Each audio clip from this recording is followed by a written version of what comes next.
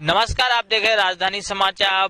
बात करें मध्य प्रदेश के मालवा अंचल क्षेत्र की। जब मालवा की बात होती है तो सीहोर जिला और सीहोर की इछावर विधानसभा सीट जरूर चर्चित रहती है, क्योंकि वहां पर एक बीजेपी के लगातार एमएलए बन रहे हैं। उसके बीच में देखा जाए तो जो शख्स हमारे साथ बैठे हैं, शैलेंद्र पटेल, कांग्रेस से 2013 से 18 तक विधायक रहे, जनसेवा कर रहे। 2019 में लोकसभा की टिकट भी मिली, लेकिन लोकसभा में कहीं न कहीं जो कुछ कमी रह जाती है, लेकिन उसके बाद भी जनसेवा, गांव में जाना, जनता के बीच जुड़ना, लगातार भागा दौड़ी शैलेंद्र पटेल की चल रही। 2023 का विधानसभा चुनाव है, उस पर भी चर्चा करेंगे। कुछ राजनीति समीकरण है, उस पर भी चर्चा करेंगे। लंबा अब तो समय हो गया था काफी, आपका राजनीति में अनुभव भी बढ़ गया बहुत सारा। कैसा रहेगा 2023 का चुनाव? तो महत्वपूर्ण रहेगा।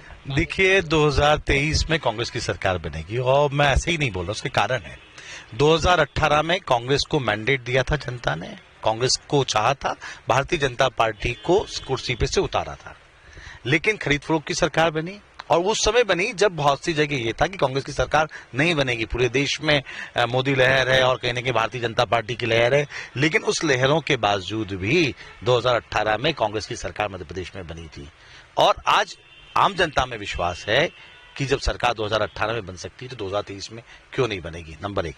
नंबर दो, जो साल सवा साल का जो समय मिला माननीय कमलनाथ जी को, उन्होंने जो योजनाएं लागू की हैं, चाहे पेंशन 300 से 600, चाहे किसानों की कर्ज माफी की बात हो, चाहे बिजली बिलों की बात हो, ऐसे तमाम गौशालाओं के निर्माण की बात हो, शुद्ध के लिए युद्ध की, ऐसे तमाम कार्यक्रम उन्होंने साल भर में किए जिनको जनता ने पसंद किया और जनता के दिल को छुआ। चाहे रामपथ गमन की बात हो, चाहे महाकाल लोक की बात हो, तो ये सारे काम कमलनाथ जी ने किए हैं। और आज जो काम अधूरे रह गए, आज बताइए 600 रुपए किए थे, 1000 की बात थी, क्या शिवराज जी ने 1 रुपया भी बढ़ाया है? क्या किसानों की कर्ज माफी जहां कांग्रेस की सरकार कर रही थी, कमलनाथ जी कर रहे थे, तो जहां पे रुका था, क्या शिवराज जी ने 1 रुपया भी उसके बाद दिया है?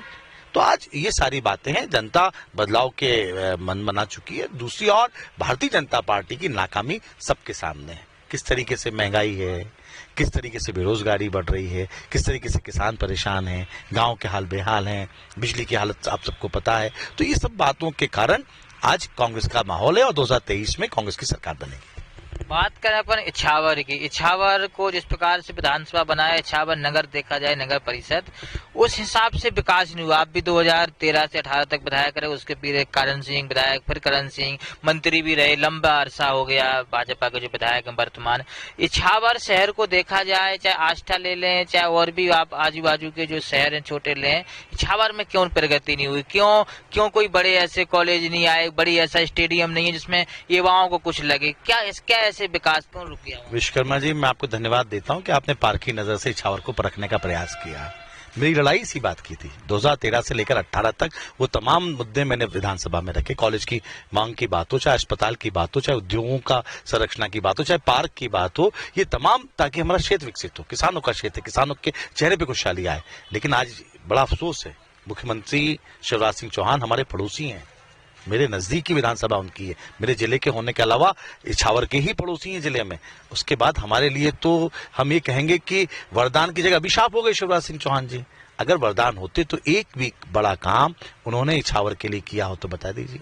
आज सांसद भारतीय जनता पार्टी के हैं, विधायक भारतीय जनता पार्टी के हैं, केंद्र में सरकार भारतीय जनता पार्टी की है, मध्य प्रदेश में सरकार भारतीय जनता पार्टी की, और वो काम जो मांग जनता की है, जो जनता जिन कामों के लिए लगातार मांग कर रही है, अगर नहीं हो रहे हैं तो उससे बड़ी नाकामी क्या हो सकती है और उससे बड़ा अभिशाप क्या हो सकता है कि यहां से लेकर वहां तक आज भारतीय जनता पार्टी के लोग बैठे हुए हैं, उनके हाथ में सत्ता अगर है तो उसका सदुपयोग होना था। लेकिन मुझे बड़े अफसोस के साथ कहना पड़ रहा है कि सदुपयोग नहीं हुआ और इछावर को विकास के राह पर कभी जनप्रतिनिधि लेके नहीं गए। ये अलग बात है कि जब मैं विधायक था, सरकार नहीं थी, मैंने अपने प्रयास किए, विधानसभा गवाह है, कितने बार मैंने सवाल लगाए, कितनी बार ध्यान आकर्षण के माध्यम से, कितनी बार चर्चाओं में, कितनी बार अधिकारियों से, माननीय प्रधानमंत्री जी आए तो मैं तो वहां भी पहुंच गया मांग लेकर, माननीय मुख्यमंत्री जी से मांग, चाहे उस समय सुषमा स्वराज जी हमारी सांसद थी, विदेश मंत्री थी, तो ये तमाम हमारी कोशिशें नहीं, लेकिन पक्षपात उस समय हुआ।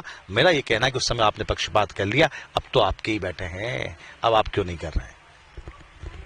धर्म की राजनीति आती है तो भाजपा सबसे आगे है। जब धर्म की बात होती है तो उसी धर्म में गौशाला को जोड़ देते हैं, गाय माता को जोड़ देते हैं। आज कई आपके सीहोर जिले के कई चौराहे और कई गली ऐसे बता दूं जहां गाय माता खड़ी हैं, कोई व्यवस्था नहीं है। गौशाला कमलनाथ जी ने बनाई, स्थानीय में भाजपा की सरकार है, भाजपा के विधायक सांसद आपने कहा, आपने कोशिश की थी उस टाइम 2013 से, वो स्थिति क्या है बन चुकी है जो गौ माता को सड़क पर घूमना पड़ रहा है, एक्सीडेंट हो रहे, आए दिन घटना घट रही है, जब देखा जाए बड़े सवाल है। देखिए, मैंने तो उस समय भी विधानसभा में सवाल उठाया था कि गौशालाएं कितनी हैं, और देलावाड़ी की गौशाला का सवाल उस समय मैंने विधानसभा के अंदर, आज वो रिकॉर्ड में है कि बंद कर दी गई थी।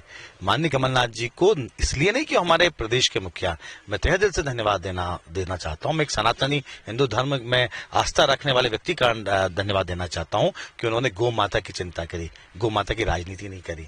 पूरे प्रदेश में 1000 से ज्यादा गौशालाएं बनाई, और मेरी खुद की विधानसभा जहां से मैं विधायक रहा, वहां पर दर्जनों गौशालाएं अगर बनी हैं तो माननीय कमलनाथ जी के प्रयासों के कारण। आज जब गौशालाएं बन गई, वो संचालित नहीं हो पा रही, वहां चारे के जो पैसे 20 रुपए से 3 रुपए, 3.5 रुपए कर दिए। ये बताइए, ये वो गो भक्त हैं, ये कमलनाथ जी गो भक्त थे?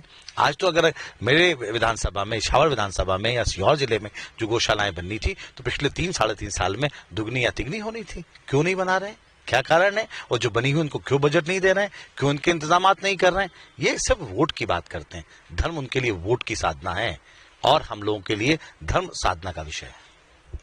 2023 का चुनाव बहुत महत्वपूर्ण रहेगा भाजपा के लिए और कांग्रेस के लिए। 2018 में कांग्रेस आई, बीच में 20 में जो घटनाक्रम घटा, सिंधिया जी गए, फिर जाके बीजेपी सरकार बनी। सबने देखा, आरोपी लगे 35 करोड़ लिए तमाम कांग्रेसी नेताओं ने लगाए। अब बात करें अपन 23 की, 23 में जो 4 विधानसभा सीटें हैं सीहोर जिले में, मुख्यमंत्री की बुधनी इसी में आती हैं। आप अनुभवी नेता हो गए, लोकसभा चुनाव लड़ लिया, क्षेत्र में घूमते भी है, काफी मेहनत भी कर ली, चारों विधानसभा सीटों को आप कैसे आकलन करते हैं, कैसे देखते हैं? देखिए, निश्चित रूप से मैं ये नहीं कहना चाहता, आज भारतीय जनता पार्टी के सर्वे उठा के देख लो, वो क्या कह रहे हैं, वो आपको पता विश्वकर्मा जी। जब उनकी पार्टी का सर्वे खराब बता रहा, तो मैं क्यों बोलूं कि क्या खराब है? हम लोग हमारे काम में विश्वास करते हैं। कमलनाथ जी ने जो 1 साल काम किया है, वो लगातार लोगों के बीच में, और किस तरीके से आगे चुनाव लड़ा जाए, जिस तरह की रणनीति बन रही है, मेरा ये मानना है कि कांग्रेस की सरकार बनेगी, और उसमें 160-170 सीटें कांग्रेस लेकर आएगी, और सीहोर जिले का उसमें एक महत्वपूर्ण भूमिका उस सरकार में रहेगी, और एक जो संख्या बल है वो सीहोर जिले से निश्चित रूप से एक अनएक्सपेक्टेडली, जो लोग उम्मीद नहीं करेंगे, उससे ज्यादा आगे आएगा। इछावर विधानसभा में देखा जाए, कांग्रेस में 1-2 गिने हुए चेहरे, आपका नाम प्रमुख रहता है, शैलेंद्र पटेल मेहनत काई करता भी, तमाम एक सपोर्ट भी आपको, लेकिन ऐसा कोई नेता नहीं क्षेत्र में जो टिकट की दावेदारी करे। आपका प्रमुख भाजपा में बड़ी गुटबाजी कर रही है, मैंने देखा तो 4-5 लोग हैं, मुझे भी टिकट चाहिए, मुझे भी टिकट चाहिए, परिवारवाद नहीं चलेगा, बड़ा नारा लगा। मैंने 2-3 लोगों से इंटरव्यू लिए, जनप्रतिनिधि छोटे स्तर करे, परिवारवाद को इस बार टिकट नहीं देना चाहिए, परिवारवाद नहीं चलेगा। आप कैसे परिवारवाद, एक सामान्य व्यक्ति जो गांव में घूम रहा है, शैलेंद्र पटेल सामने एक परिवारवाद है, लंबे अरसे से राजनीति चली जा रही दोनों के साथ, देखिए, ये उनका विषय है, भारतीय जनता पार्टी क्या निर्णय लेती है। पूर्व में उन्होंने निर्णय लिया है, क्योंकि उनके निर्णय मैं हस्तक्षेप नहीं कर सकता, क्योंकि ये उनकी पार्टी है। लेकिन जहां तक बात है, मेरा तो एक ही मानना है, जो काम करता है उसे कोई भी दल है उसे रिकॉग्नाइज करना चाहिए, उसे पहचान देना चाहिए, और जब मौका मिले उस काम करने वाले व्यक्ति को आगे बढ़ाना चाहिए। और जब भी दल लंबे समय तक जिंदा रह सकते हैं, अगर जो भी दल इस तरह का काम नहीं करेगा, निश्चित रूप से वो अपनी जो पेट है वो भी खोएगा, और कहीं न कहीं लोगों के मन में उनके प्रति श्रद्धा के भाव कम होंगे। इसलिए हमें इस बात पे ध्यान देना चाहिए, चाहे कोई भी दल हो, चाहे कांग्रेस हो, बीजेपी, काम कौन कर रहा है, लगातार सक्रियता किसकी, जनता के बीच में, इस पैमाने पर अगर वो कसें तो बेहतर होगा। भारतीय जनता पार्टी का इंटरनल मामला है, आप भली भांति में जानते हैं, मैं उस बारे में कुछ भी टिप्पणी नहीं करना चाहता। अब बात हो जाए भारत जोड़ो यात्रा की। भारत जोड़ो यात्रा बड़ी चर्चित है इस समय, क्योंकि राहुल गांधी हर गांव गरीब के मजदूर से मिलते हुए जा रहे। दिल्ली में भी उन गली चौराहों पे गए जहां पर हिंदू मुस्लिम के कई विवाद हुए, आपने देखा होगा। दिल्ली में, एमपी में भी आए थे, बुरहानपुर, काफी जगह है। बीजेपी इस प्रकार से कह रही है कि भारत जोड़ो नहीं भारत तोड़ो है, और राहुल गांधी को मजबूर होना पड़ा, तमाम ऐसे आरोप लग रहे। आप भारत जोड़ो यात्रा को कैसे देखते, किस प्रकार से? विश्वकर्मा जी, मैं 13 दिन तक की जब पद यात्रा मध्य प्रदेश में थी, तो मैं प्रदेश यात्री था, और लगभग पूरे समय उसमें रहा। 1-8 दिन में कुछ निजी काम के लिए उसमें नहीं रहा था। और जो मैंने देखा, मेरी आंखों से देखा, मैं दलगत राजनीति के ऊपर हट गया। सुबह 6 बजे अगर लोग पहुंचते हैं किसी नेता को देखने, तो वो जोड़ने की बात के लिए पहुंचेंगे, तोड़ने के लिए नहीं पहुंचेंगे। आपने देखा होगा, सुबह 6 बजे हजारों की संख्या में लोग बाग, कोहरे में, अंधेरे में, ठंड में। और भारतीय जनता पार्टी किसी भी चीज को प्रोपोगंडा बनाने में माहिर है। उनने पूरी ऊर्जा जो पिछले 20 साल में, 15 साल में राहुल गांधी की इमेज खराब करने के लिए लगाई, करोड़ रुपए जिसमें फूंक दिए, एक यात्रा ने उनकी वो सारी मेहनत बेकार कर दी है। आज राहुल गांधी, आज उनके बारे में बात होने लग गई। राहुल गांधी की टी शर्ट के बारे में बात हुई, आज वो कहने लग गए टी शर्ट में क्यों घूम रहा। अरे भाई, कल तक तुम टी शर्ट की वो बात कर रहे थे, बात विषय को भटकाने की बात कर। आज जो देश के अंदर गरीब और अमीर के अंदर के बीच में जो अंतर बढ़ रहा है, उसको बांटने की बात राहुल गांधी कर रहे हैं। जो जात और पात के नाम पे जो अंतर बढ़ रहा है, उसको बांटने की बात कर रहे हैं। लोगों के आंसू पोंछने की बात कर रहे हैं, लोगों की तरक्की की बात कर रहे हैं। ये इसलिए भारत यात्रा है कि भारत को जोड़ा जाए, सब लोग एकत्रित हों और एक बेहतर भारत वो बनाए। इस बारे में हम सब बात कर रहे हैं। दलगत हट के चुनाव की जगह चुनाव हो, लेकिन बाकी समय में हम इस देश की चिंता करें, इस देश को निर्माण की चिंता करें। भारतीय जनता पार्टी कहती है कि जब वोट की राजनीति आती, जब राहुल गांधी तिलक लगाते, महाकाल मंदिर जाते, तमाम ऐसे आरोप आपने भी देखे होंगे। लेकिन अभी जब राम मंदिर के पुजारी का एक वीडियो वायरल हुआ, उनने एक लेटर जारी किया कि राहुल गांधी जी को मैं शुभ आशीर्वाद देना चाहता हूं, जो इस ठंडी में घूम रहे, देश को जोड़ रहे, कोई भी हो। चंपत राय जी के बयान विश्व हिंदू परिषद के नेता है। तो इन दो बड़े संतों का प्रमुख नेता है राम मंदिर के पुजारी, विश्व हिंदू परिषद के वरिष्ठ, जो देश में प्रतिष्ठित माने जाते हैं। आप इनको कैसे देखते हैं कि इनके आशीर्वाद? देखिए, मैंने कहा कि धर्म कांग्रेस पार्टी के लिए वोट का विषय नहीं है, धर्म आस्था का विषय है। और समय समय पे जब आस्था, क्योंकि बता के करेंगे या वो जता के करेंगे कि वोट के लिए करेंगे। राहुल गांधी ने कभी वोट के लिए राजनीति नहीं करी। गुजरात चुनाव में मात्र 2 दिन जा पाए। उन्होंने कहा नहीं, अगर ये चाहते तो ये पदयात्रा का रूट हिमाचल और गुजरात को होके भी हो सकता था, लेकिन उन्होंने कहा नहीं, चुनाव होते रहेंगे, हमें देश के निर्माण की बात करनी है। इसी तरीके से धर्म अपना मानने का विषय है, धर्म प्रदर्शन का विषय नहीं होता।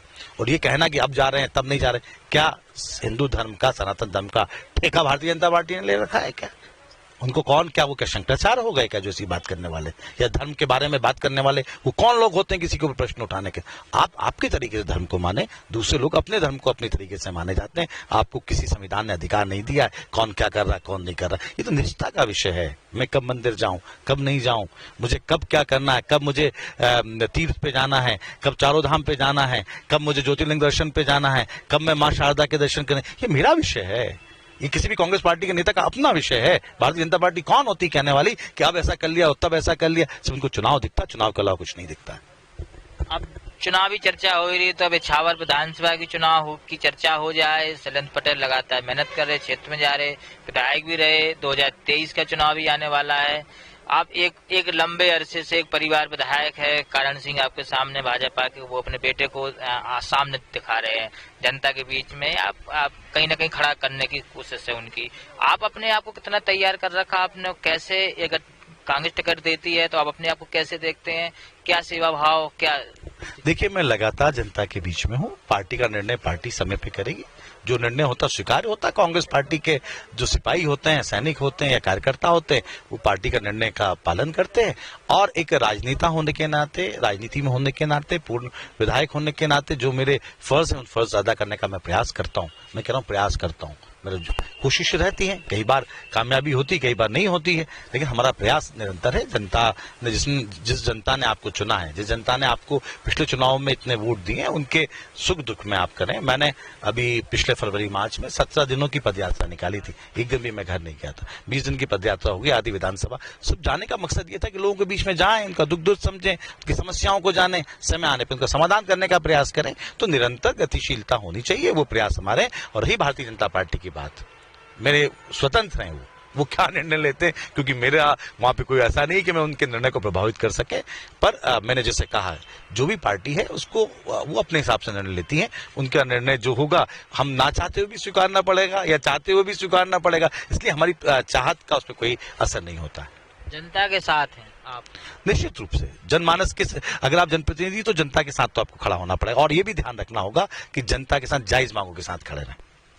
तमाम इछावर विधानसभा और सीहोर जिले की जो राजनीति है उस पर काफी चर्चा हुई। हमारी शैलेंद्र पटेल थे, कांग्रेस से विधायक भी रहे और कांग्रेस के एक अनुभवी नेता माने जाते हैं सीहोर जिले की राजनीति। अब देखना होगा 2023 में क्या कांग्रेस पार्टी इनको टिकट देती है, क्या स्थिति रहेगी। वो सामने भी एक प्रत्याशी है भाजपा के जो अपनी दमखम लगातार दिखा रहे हैं, लेकिन बड़ा कड़ा मुकाबला रहेगा 2023 में विधानसभा चुनाव का। राजधानी समाचार नीरज विश्वकर्मा की रिपोर्ट, कैमरामैन हर्ष कुशवाहा के साथ Ichhawar, Sehore Madhya Pradesh. Subscribe now and press the bell icon. Never miss an update.